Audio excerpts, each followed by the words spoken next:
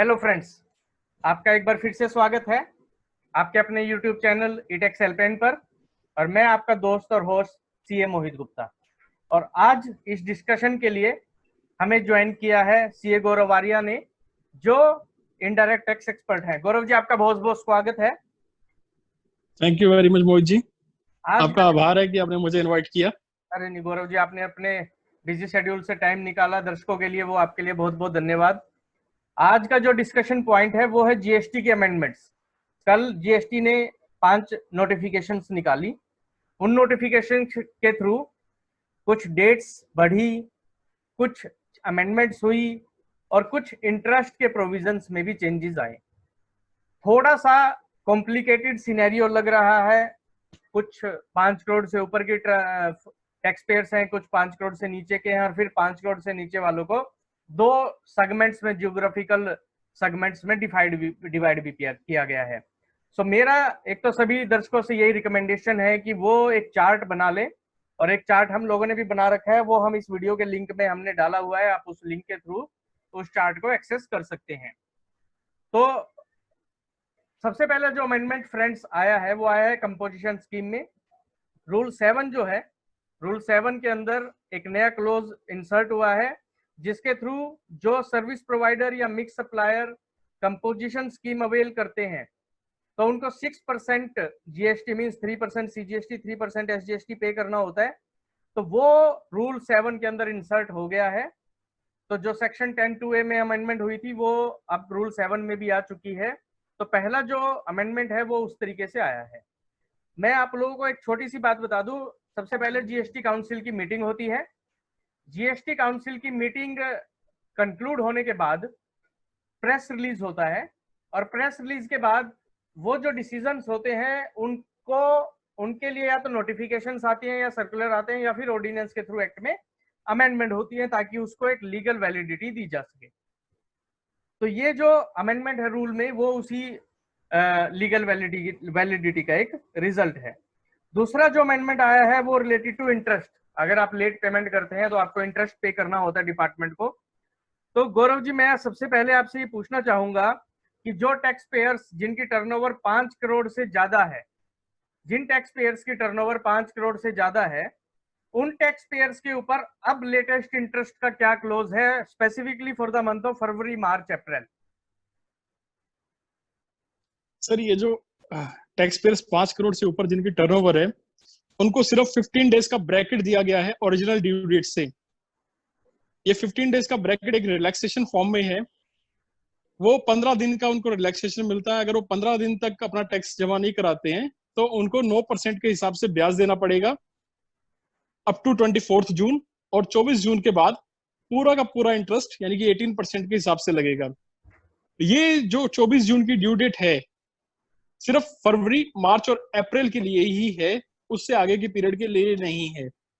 For example, फरवरी 2020 की due date बनती है 20 मार्च, तो 5 अप्रैल तक इंटरेस्ट नहीं लगेगा अगर 5 अप्रैल तक टैक्स जमा करा देते हैं, और 5 अप्रैल से लेके 24 जून तक इंटरेस्ट लगेगा 9% के हिसाब से, और 24 जून के बाद 18% के हिसाब से लगेगा। ऐसे ही अगर हम मार्च की बात करते हैं तो मार्च की ड्यू डेट बनती है 20 अप्रैल, और 15 दिन का टाइम लगता है। 15 दिन का टाइम अगर उसमें हम ऐड करते हैं तो 5 मई, तो 9% इंटरेस्ट लगेगा 6 मई से 24 जून का, और 24 जून के बियॉन्ड अगर आप टैक्स जमा कराते हैं तो 18% का लगेगा। तो मोहित जी, ये है ड्यू डेट्स का जो इंटरेस्ट जो लगेगा, किस हिसाब से लगेगा। तो जो मैं समझ पा रहा हूँ फॉर गौरव जी आपकी बात से, वो ये समझ पा रहा हूँ कि जो इंटरेस्ट है वो इंटरवल्स के हिसाब से, ऐसा नहीं है कि 18% रिट्रोस्पेक्टिवली ओरिजिनल डेट से है। नो नो वो नो सर। 18% जो है प्रोस्पेक्टिवली है, मींस वो इंटरवल्स में है, क्लोजेज में है, तो अकॉर्डिंगली कैलकुलेशन करनी पड़ेगी। मैं एक चीज यस क्लेरिफाई सर। कर देता हूँ कि जीएसटी में आज के दिन टैक्स पे करने का मतलब होता है जीएसटीआर 3B फाइल करना। अगर आप अपने कैश जी लेजर में टैक्स जमा कर देते हैं तो उसका मतलब टैक्स पेमेंट नहीं है, वो आपका ही पैसा माना जाता है, उसको डिपार्टमेंट की तरफ से लायबिलिटी डिस्चार्ज नहीं माना जाता। लायबिलिटी डिस्चार्ज तभी माना जाता है जब जीएसटीआर 3B आप फाइल कर देते हैं, या फिर डीआरसी 0 के थ्रू कोई आपकी डिमांड हो, पुरानी डिमांड हो, वो जब आप पे कर देते हैं तो उसको भी एक लायबिलिटी डिस्चार्ज जीएसटी में माना जाता है। तो गौरव जी, अगला जो मेरा क्वेश्चन है वो ये है, तो इसका मतलब अब हमने फरवरी मार्च अप्रैल की तो बात की, अगर अब हम बात करें मई ऑनवर्ड, तो 5 करोड़ से ऊपर वालों के लिए अब इंटरेस्ट का क्या प्रोविजन है? सर उनकी ओरिजिनल ड्यू डेट वही रहेगी, उनके लिए कोई रिलैक्सेशन नहीं है। ये नोटिफिकेशन सिर्फ फरवरी मार्च अप्रैल की रिटर्न्स के रिगार्डिंग था। आगे की रिटर्न के रिगार्डिंग अभी गवर्नमेंट की साइड से कोई अनाउंसमेंट नहीं है। इसलिए टैक्स पेयर्स को हमारी साइड से ये एडवाइस है कि वो ड्यू डेट जो है उसको ध्यान में रखें और उसके अकॉर्डिंगली टैक्स पे करें और रिटर्न फाइल करें। ठीक है गौरव जी, अगला जो चेंज मैं चाहूंगा आप बताएं कि 5 करोड़ से ऊपर वालों की तो हमने बात कर ली। अब अगर 5 करोड़ से नीचे वालों की अगर हम बात करें, तो गवर्नमेंट ने 2 स्टेजेस में चीजें डिवाइड की हैं, एक फरवरी से अप्रैल और देन मई से जुलाई। तो मैं चाहूंगा आप दोनों जी के सर। लिए बताएं कि इंटरेस्ट कंपोनेंट जो है वो किस तरीके से लगेगा जिनका 5 करोड़ से नीचे है। मोहित जी थोड़ा सा कॉम्प्लिकेटेड है, इसको समझने के लिए हमें थोड़ा सा जो है ना, क्या कहते हैं, एक बेटर वे में एक्सप्लेन करना पड़ेगा ताकि व्यूअर्स को समझ आ जाए। देखना पड़ेगा कि इंडिया को 2 भागों में गवर्नमेंट ने डिवाइड किया है। अगर मैं जोन वाइज बात करता हूँ, वेस्टर्न, सेंट्रल, साउथ और यूनियन टेरिटरीज, जिसमें स्टेट्स आते हैं छत्तीसगढ़, गुजरात, महाराष्ट्र, गोवा, कर्नाटका, केरला, तमिलनाडु, आंध्र प्रदेश और तेलंगाना। इनकी जो ड्यू डेट्स हैं, बाकी अदर इंडिया की ड्यू डेट्स हैं, आपस में डिफरेंट हैं। तो जीएसटीआर 3B की जो ड्यू डेट गवर्नमेंट ने डिसाइड की है, इंटरेस्ट और जीएसटीआर 3B की आपस में लिंकेज है, तभी मैं जीएसटीआर 3B की ड्यू डेट्स भी साथ में बताना चाहूंगा। For the month of February 2020 GSTR 3B की ड्यू डेट है 30 जून। मार्च 2020 की ड्यू डेट है 3 जुलाई। फिर अप्रैल 2020 की ड्यू डेट है 6 जुलाई। ऐसे ही ऑनवर्ड्स ड्यू डेट्स अगले मई, जून, जुलाई की सितंबर में फॉल करती हैं। मई की 12 सितंबर, जून की 23 सितंबर और जुलाई की 27 सितंबर। इन ड्यू डेट्स तक अगर आप टैक्स पे कर देते हैं तो कोई भी इंटरेस्ट नहीं लगेगा। इनके बियॉन्ड आप करते हैं 30 सितंबर तक तो 9% का टैक्स लगेगा और 30 सितंबर के बियॉन्ड 18% का टैक्स लगेगा।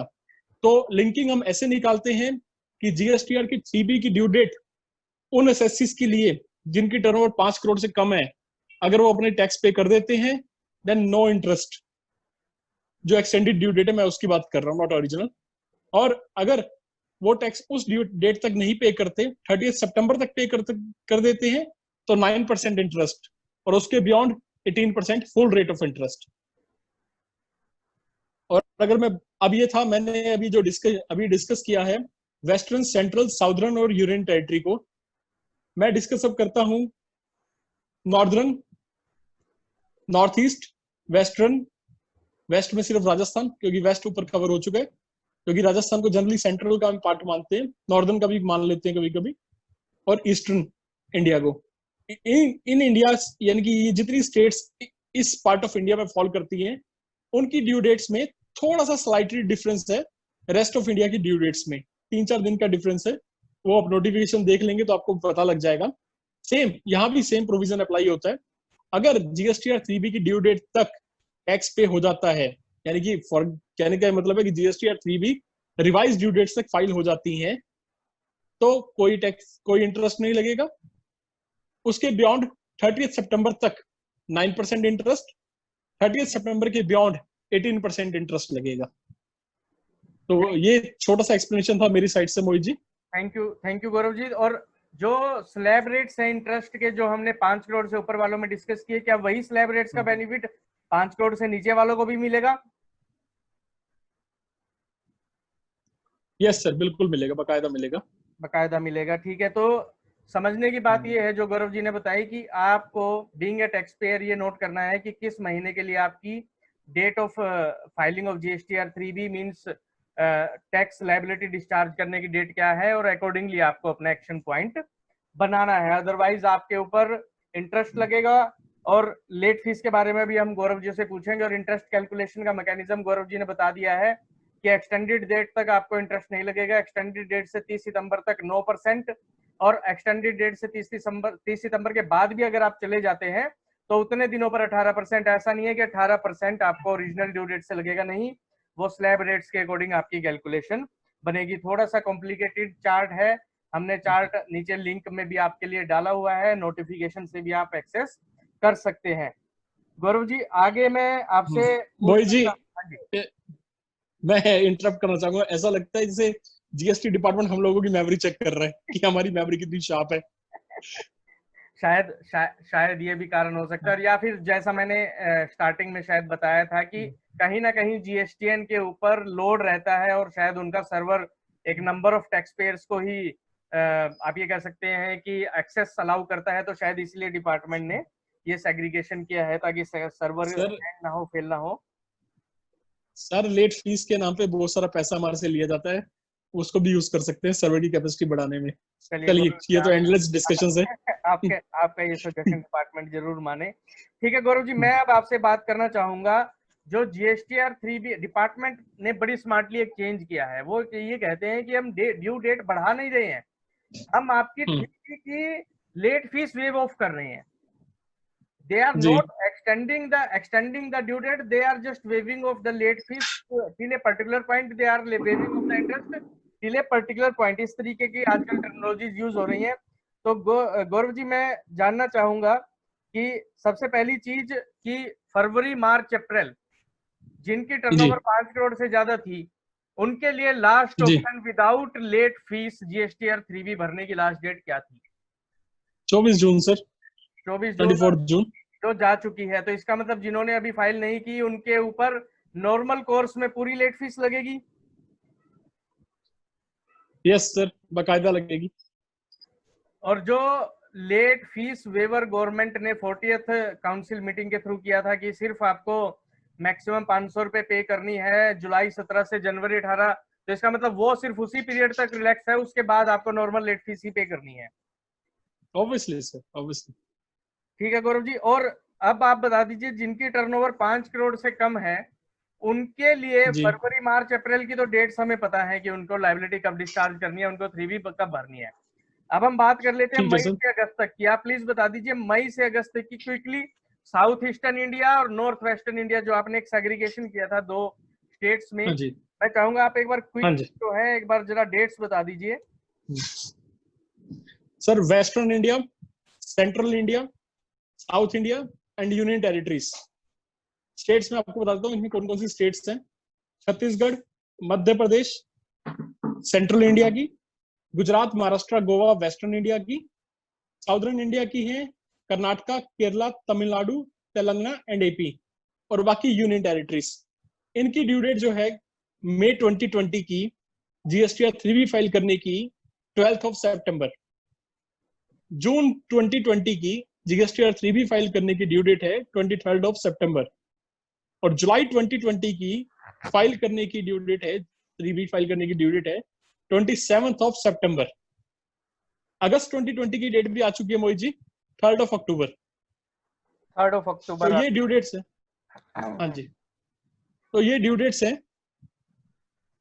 तो इसका मतलब ये हुआ और कि अगर इन डेट्स तक रिटर्न भर देते हैं तो लेट फीस नहीं लगेगी, इंटरेस्ट भी नहीं जी लगेगा, सर, जी सर। और इनके बाद अगर भरते हैं तो इंटरेस्ट अकॉर्डिंगली जो पीछे आपने एक्सप्लेन किया, और लेट फीस भी नॉर्मल कोर्स में जो लगती है वही लेट फीस पे करनी पड़ेगी। जी अच्छा गौरव जी, जी मैं जो अगली बात आपसे समझना चाहूंगा, देखिए जो ड्यू डेट्स हैं वो आ गई हैं, थोड़ी कॉम्प्लिकेटेड चार्ट के रूप में दी है गवर्नमेंट ने, बट इतना भी कॉम्प्लिकेटेड नहीं है, ठीक है, वो पहले से एक प्रैक्टिस चली आ रही है। since it is a relief for the taxpayer, then taxpayer can adjust for it। लेकिन मैं अब आपसे एक बात समझना चाहूंगा यहाँ पे, जैसा कि हमने देखा कि पिछली काउंसिल मीटिंग में गवर्नमेंट ने डिसीजन लिया कि भाई जुलाई 17 से जनवरी 20 तक की जिन्होंने 3B नहीं भरी, अपनी लाइबिलिटी डिस्चार्ज नहीं करी, वो अब आप कर दो, उनके लिए एक वन टाइम ऑप्शन आ गया है। अगर टैक्स लाइबिलिटी बनती है तो 500 रुपए पर लेट फीस दे दीजिएगा, अगर टैक्स लाइबिलिटी नहीं बनती है तो आप जो है लेट फीस बिल्कुल मत दीजिएगा। यहाँ पे गौरव जी भाई प्रोविजन तो लोगों का क्लियर है, लेकिन क्या ये उन टैक्स पेयर्स के लिए जाती नहीं है जिन्होंने लेट फीस के साथ रिटर्न भरी है? सर, ये तो बड़ा छोटा सा मुद्दा है।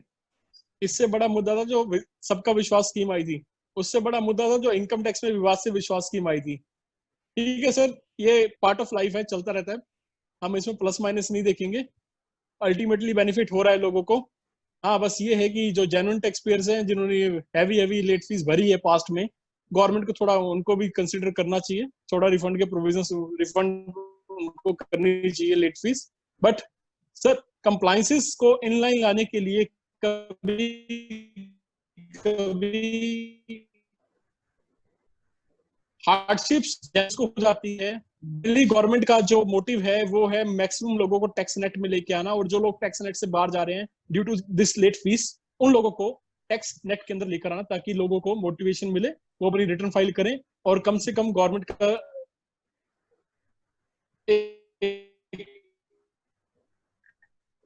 जो रेवेन्यू गवर्नमेंट को तो ठीक है, जैसा भी है।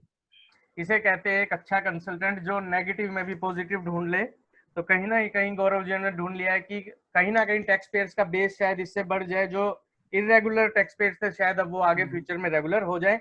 गौरव जी लास्ट बड़ी जल्दी से मैं चाहूंगा आप GSTR 1 की ड्यू डेट्स बता दीजिए एक बार। आपको मैं इसमें, चलिए मैं अपनी बात को ना, एक जो अभी लास्ट हमारा डिस्कशन हुआ था उसमें एक चीज मैं आपको बताता हूँ। जीएसटी में कंप्लायंस रेटिंग का भी प्रोविजन है। मे भी गवर्नमेंट ये हो सकता है कि फ्यूचर में उस कंप्लायंस रेटिंग को का जो ऑप्शन जो सेक्शन है उसको एक्टिवेट कर दे, और जो जेन्युइन टैक्स पेयर्स हैं जिन्होंने अपनी रिटर्न्स टाइम पर फाइल करी हैं उनको कंप्लायंस रेटिंग के बेस पे कुछ इंसेंटिव्स आगे गवर्नमेंट दे, या कुछ प्रायोरिटीज दे चीजों में, या उनके असेसमेंट में कुछ रिलैक्सेशन दे। तो ऐसा नहीं है कि अगर आज लेट फी वेव हो रही है लोगों की जिन्होंने रिटर्न लेट फाइल किए, लेकिन वो आज की डेट में भी डिफॉल्टर्स की कैटेगरी में है because they are filing their return late, और वो लोग जो अपनी रिटर्न टाइम पे फाइल कर रहे हैं या कारणवश लेट फाइल करी है, लेट फी पे करी है, तो ऐसा बिल्कुल भी कतई नहीं है कि उनको गवर्नमेंट का ध्यान नहीं है उनकी तरफ। गवर्नमेंट का उनकी तरफ भी ध्यान है, और कुछ ना कुछ स्कीम उनके लिए भी आएगी। तो हमें हमेशा ऑप्टिमिस्टिक रहना चाहिए और पॉजिटिव रहना चाहिए, सबका ख्याल रखा जाता है। एक्चुअली ये सरकार ही आई थी सबका विश्वास से। चलिए मोहित जी नेक्स्ट क्वेश्चन। हाँ गौरव जी लास्ट जो क्वेश्चन है वो वही है GSTR 1 के ऊपर। मैं चाहूंगा क्विकली आप एक बार GSTR 1 की डेट्स भी बता दीजिए। ठीक है, मंथली रिटर्न्स की डेट जो है मार्च 2020 की है 10th ऑफ जुलाई, अप्रैल 2020 की ड्यू डेट है 24th ऑफ जुलाई, मई 2020 की ड्यू डेट है 28th ऑफ जुलाई, और जून 2020 की ड्यू डेट है 5th ऑफ अगस्त। और क्वार्टरली और क्वार्टरली की मैं बात करता हूँ, जैन टू मार्च 2020 की ड्यू डेट है 17th of July, April to June 2020 की ड्यू डेट है 3rd ऑफ अगस्त।